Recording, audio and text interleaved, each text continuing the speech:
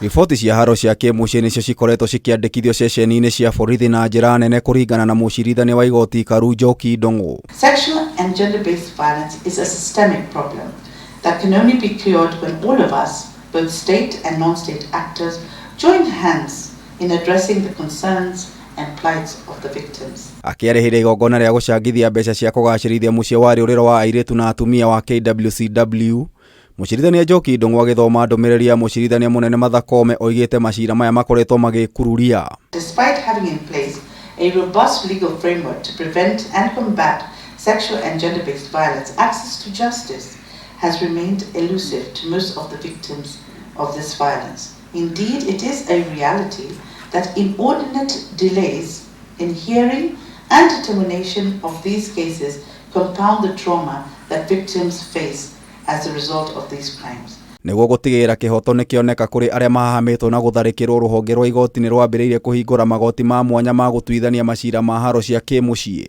One of our priority initiatives in the judiciary is the establishment of specialized sexual and gender-based violence courts in areas that have witnessed high rates.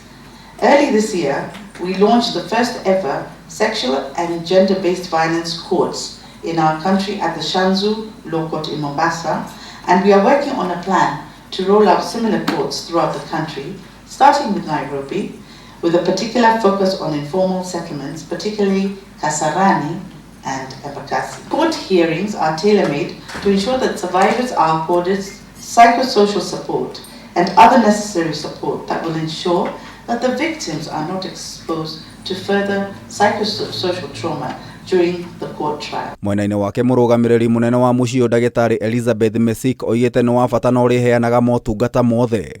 And these are the gaps that led to the need to build the GVRC center.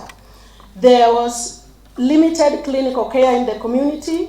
There is actually very little happening around psychosocial support.